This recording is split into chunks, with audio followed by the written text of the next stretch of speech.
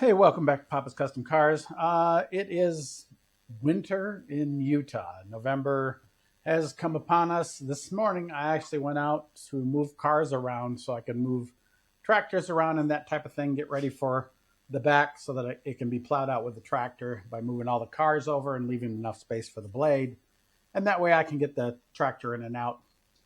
Another thing I've got to do is I always set up the garage so that the tractor can be pointed out. And that way when winter storms hit and snow hits, all I have to do is open that garage door, drop the blade, and plow my way out of the garage. So it definitely makes for a lot easier thing. I also have to put in, I've got my VVOR tiles that I put down, and that keeps the blade from rusting, the water, all that kind of stuff on the tiles as opposed to on the floor. Easier to clean up. I'll put a link to those down in the description, which means I need to move my welder. I need to move the Mustang that way a little bit, and I need to move the Nova's rear end over this way so that I can fit the tractor in here and have everything ready. So today is going to be a little bit of cleanup.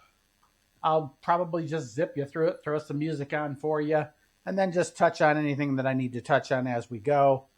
But I just have to basically set the garage up for winter and for that tractor. And then I can get back to work on the front of this car. I need to get just basically the garage cleaned up, straightened out, some things put away, things put into the shed. That way I can get ready for winter. Because when it snows, and you want to have the tractor. So let's get to it.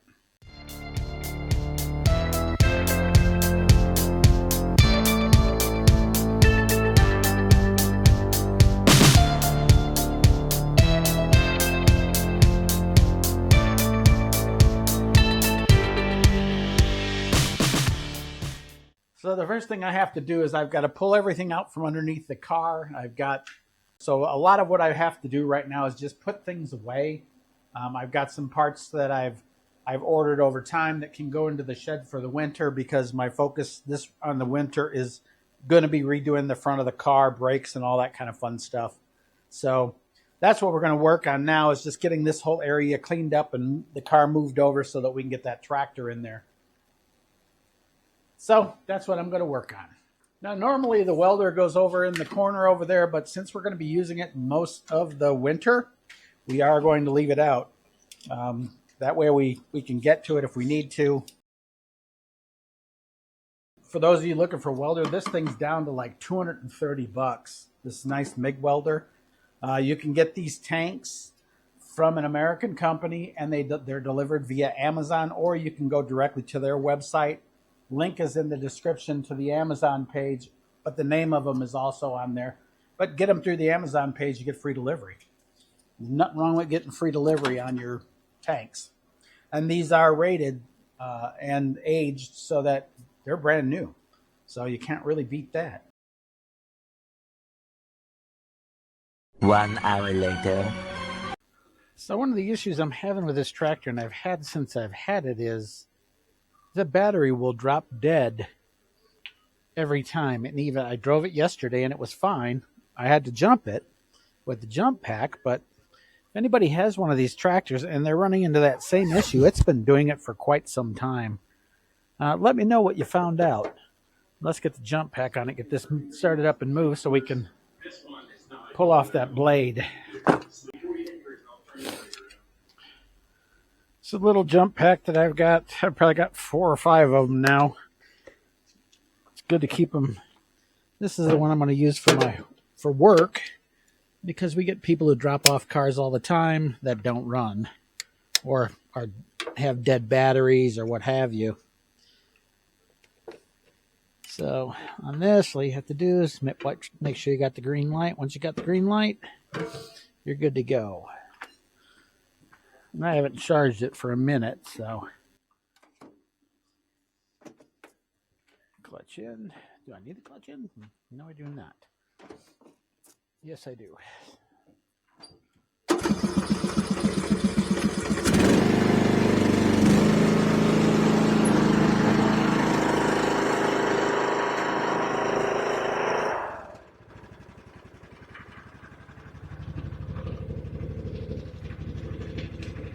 And she'll run without without it hooked up, it'll run fine.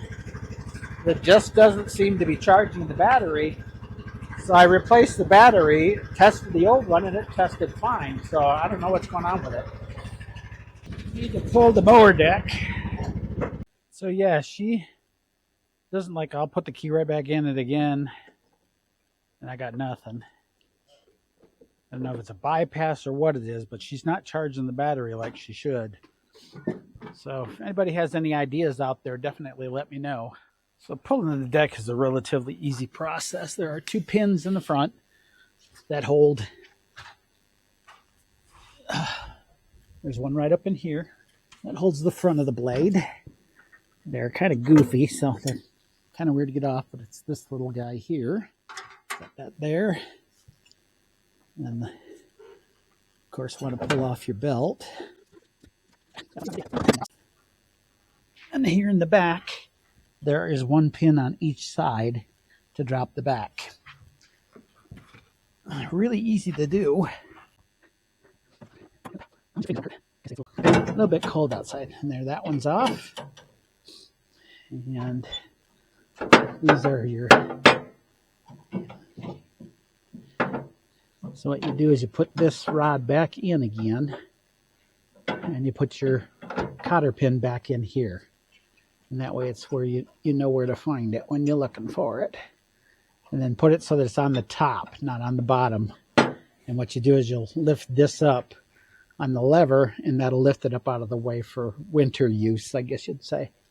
And then, of course, we've got our control for our engagement. You'll also have to pull that too. That's another cotter pin right here in the middle. And same process. Just, it's a cotter pin you pull out, and then it pulls towards the back and out of the mechanism. And it lets loose everything here, and then you just unhook your spring from the cable. Or actually, you just unhook your spring. But it's easier to do that once you got the deck out. So I got to go to the other side, pull this off of the other side.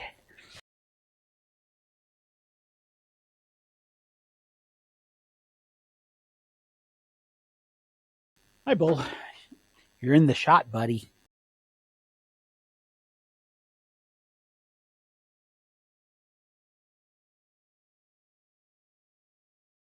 Then this rod up in the front, you're going to have to remove too. It's really easy to do. You just slide it up and it pops right on out of there. Set it over here out of the way for now. Pull this other cotter pin.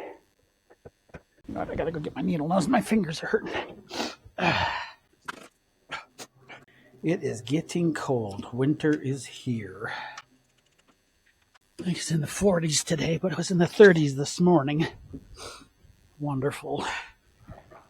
Back east, they're enjoying 70-degree weather.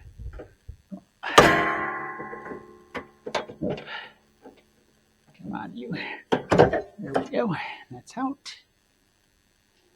Like I said, again, the raising and lowering rods, you pull them out of the mechanism. Just bring over and hang on here.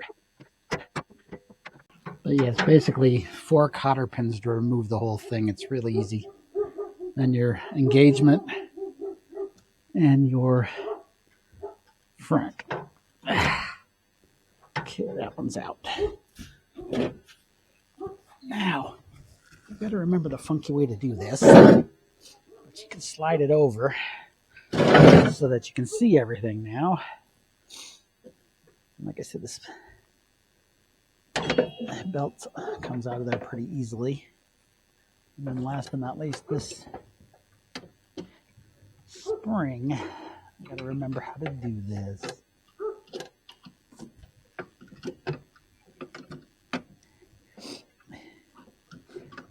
I think you have to go sideways on it. Something of that nature. But yeah, feed it to the back so you got lots of slack. And then you turn the whole spring sideways and it comes out. And voila, your deck is loose. And like I say, you just lift your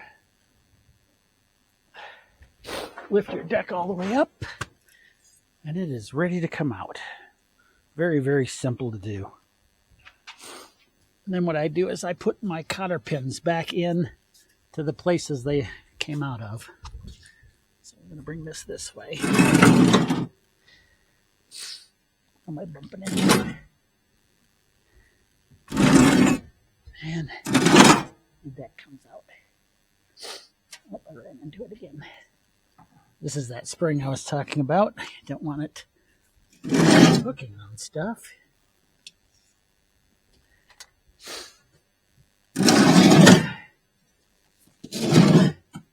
You take your lever. This is your front mount.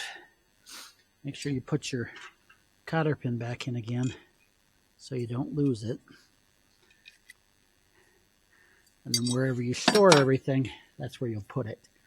And then this one right here is your engagement. You can find a place to hang it.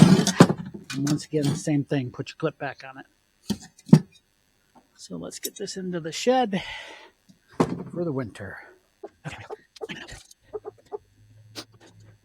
So I'll take this one, and this is where that other clip belongs. There's a little hole in this little plastic retainer that you put it through. And that way, again, you don't lose this one. And then you can take this spring and pretty much hook it anywhere so it's out of the way. Then the only thing we have to do is the engagement cable just has to be hung up out of the way. And if I remember right, there was a nice spot to put it.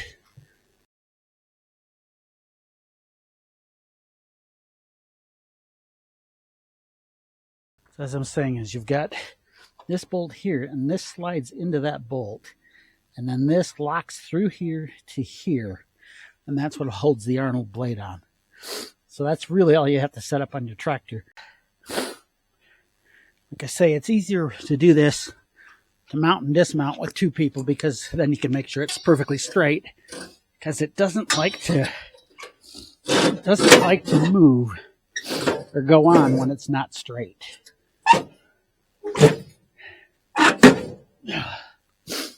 Like this side is already on, so this side is off.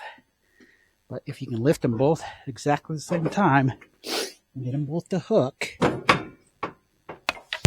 business. Of course, it doesn't want to. It's just a pinch off. Kind of on that one, kind of on that one.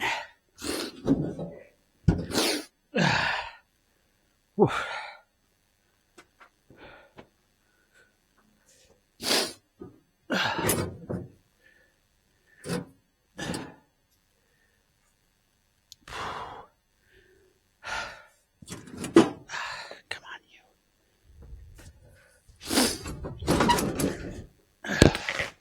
What are we doing on this side? Okay, we're mostly on. This needs to go back. So this side, voila, that side's on. That side's almost on. Let me go grab my hammer, because sometimes it takes a little persuasion. Would be better if these were wider, but that works just as good. So then, all you have to do now is line up this with that and then lock this pin through. So all you have to do that is lift the entire mechanism up. Gotta remember how to lift the blade, because if you do that, it will help you. Oh, this one's not on.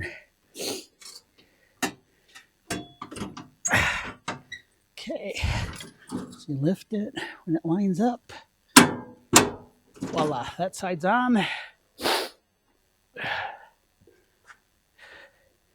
We should be relatively close on this side. And voila, your blade's on. And that's all there is to that. So let's go back to the garage and clear our spot. Yeah, we've already got our auxiliary heater hooked up and running. Like I was saying, it's very, very cold out there today. That nice cold that rips right through you. Y'all from the Midwest know about that. We usually don't see temperatures under the 20-degree mark. But this year's kind of weird. It got cold. I mean, it went from, 70s, 80s. We had about a week of fall, and then it was gone. One of the nice things was I got to go back to Wisconsin and see all the colors change, which was really nice to see. So the only thing we have left to do is I need to move the Mustang out and over, leave me enough room to just back the tractor in. I've got enough space behind the two of them for the snow blade. I basically bring both cars up and then back it in with the blade straight, and then that allows me just to drive out in the winter. So with that, I think I'm going to call it on that. I had a lot that I wanted to get done this weekend, but it is so cold out there that I needed to get everything ready for winter. With that, I'm not going to have you hang out while I finish bringing the tractor in and everything. Just wanted to show you guys real quick on that Arnold snowblade just how easy it is to swap over. Like I said, it's in the 30s, 40s. I mowed the lawn yesterday, and after I mowed the lawn, it rained, so it's probably the last mowing of the year, and I know that the snow is coming. If you ever want to ski in Utah, go on to the internet and search a thing called the snow buoy. There is a buoy out somewhere near Hawaii, and anytime this thing surges, I guess, really high, 2 weeks after that, we get snow. Well, I should say at least the mountains get snow. We may not get the snow down here, but up there they get snow. Like they've already gotten snow up there in the mountains, and down here we're just getting some cold. But if you ever want to ski or plan a skiing trip, it's usually I believe the delay time on that is 2 weeks, which is great if you book a plane flight because 2 weeks gives you a good price. But with that, make sure y'all like, share, subscribe. If you have any comments or questions on that snowblade, definitely shoot me a note. I've taken some pointers from a few people about bigger, better bolts and that type of thing, and bigger cotter keys. The cotter keys that come in that hold it are real small. Go out and get yourself the type you use for a trailer hitch, the big thick ones, and then you don't have to worry about them A, breaking, or B, coming off. I've had those little ones pop off and break the first year I had it out. Since I've changed over to those trailer style or the trailer hitch style, I have never had a problem. But you can see that a 64-year-old man can swap out the deck and the blade on that tractor. So it's definitely not a hard process to do. The only thing that's bad about the Arnold is they don't tell you what to use with what tractor. There's different things for different tractors, so you get general ideas. So if you're not sure, go back in my videos and you'll find one on the Arnold snowblade and then the upgrades that I made on the Arnold snowblade. So with that, like, share, subscribe. Please do me a favor, leave comments. Comments are great. Give me that thumbs up. I need every thumbs up I can get. It all adds to more people finding my website. Also, the car culture, we're really, really big. If you know someone in the car culture, share my page with them. That way I can get more subscribers, but B, more input from you guys on what you want to see in the car realm. I've been working on this quite a bit. That one's done. That one needs a new intake manifold because everybody knows the 84 Mustang's horrible as far as the intake and such goes. We've got the Pinto outside that we're working on. That car starts every time. And then we've got the pickup truck. So let me know what you want to see. Let me know what you're interested in. Let me know if you have any questions on any of this kind of thing. And I can always do a video for you on that subject. I'm still small enough where I'll take suggestions I want to hear or see, because that's important. What's important to you is important to me. If I can teach one person more about the car culture and how to do things, then that's better for all of us in general. So with that, like I said, like, share, subscribe. See you in the next one.